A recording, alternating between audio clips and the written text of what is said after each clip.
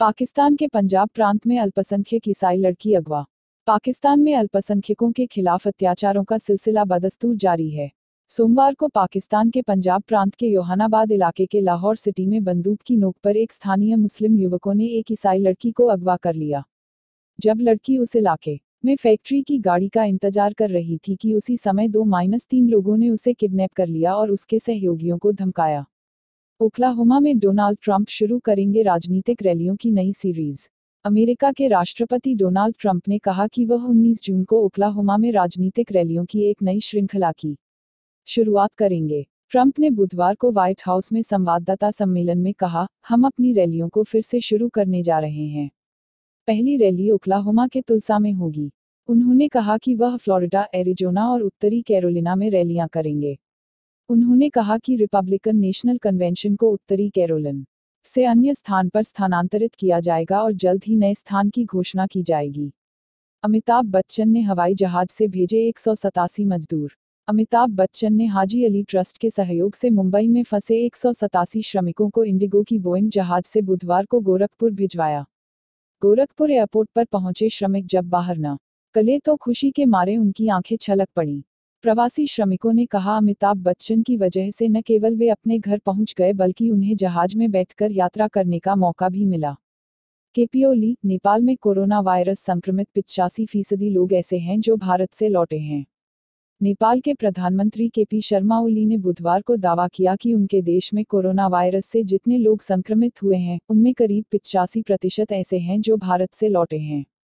उनका दावा दोनों देशों के बीच सीमा विवाद के बीच आया है।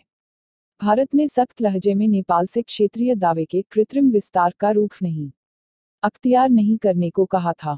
उससे पहले नेपाल ने लिपुलेख, कालापानी और लिम्पियाधुरा पर दावा करते हुए नया मानचित्र जारी किया था।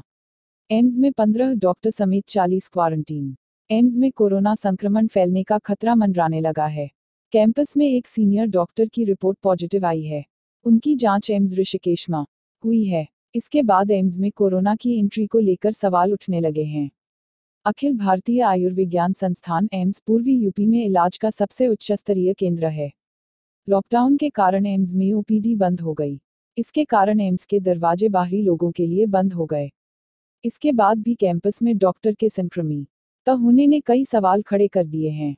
संस्थान के सीनियर डॉक्टर के ऋषिकेश में कोरोना पॉजिटिव मिलने के बाद उनके संपर्क में आने वालों की तलाश शुरू हो गई है। एम्स के 15 से अधिक डॉक्टरों समेत 40 कर्मियों को क्वारंटीन की सलाह दी गई है। उद्धव ठाकरे, नियमों का पालन नहीं किया तो दोबारा लागू हो सकता है। महाराष्ट्र के मुख्यमंत्री उद्धव ठाकरे ने कोरोना के बढ़ते मामलों और लॉकडाउन को लेकर कहा है कि राज्य सरकार स्थिति का अनुमान लगा रही है।